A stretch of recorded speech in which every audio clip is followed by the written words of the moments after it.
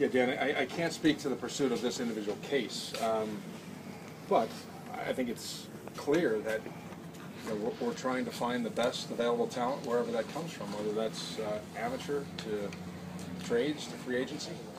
That's an ongoing pursuit for every organization. But I think it shows, some of the signings over the offseason clearly have indicated the commitment by our ownership to bring in the best available talent. John, how nice is it to have work for an organization that thinks so far out of the box, in terms of player development? Well, it's progressive in a number of ways, and I guess if you could label the "no stone is unturned" phrase, it's clearly with the approach taken here, whether that's through scouting, player development, or what we're trying to do to put the most competitive team on the field in Boston. So it's a great place to work for those reasons. John, given the decline in offense in recent years, how valuable in a general sense are young athletic hitters who can, especially guys you might have under your control for a while? I think the two common denominators, Peter, are youth and athleticism, and health is a main contributor to staying on the field and putting up numbers. And the more we can keep our guys on the field, we've got a chance to do that. So I think that's why you're always going to see young players involved in our team, and whether they come through the system or through trade, there's always an eye towards that blend of veteran frontline players and young athletic contributing players. How fast do you see him developing and being out there? Who? That a Cuban guy. I don't know that he's part of the organization yet, Johnny.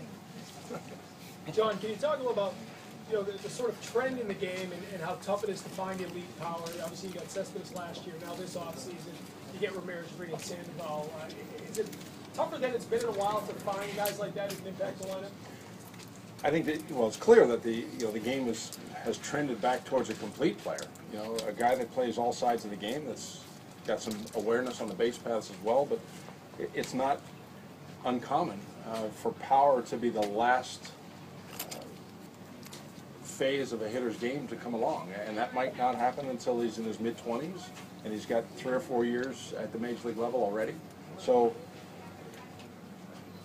the proven power hitter obviously has got a hefty price tag attached to it. So when they come from within, you've got to have patience and allow that to develop, an opportunity to provide to develop it.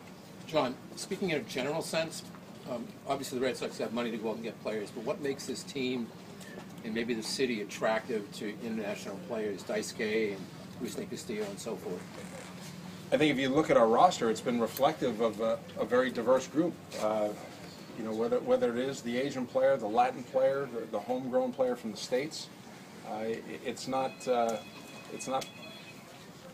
backed into one type of player, and it's I think players on the outside looking in, they'll see a roster that says, there's some things that are being done there to embrace our culture, what's personal to me from where I come from, and we do make a lot of efforts to make sure a player feels comfortable, and yet we blend into a team concept, regardless of the country they come from.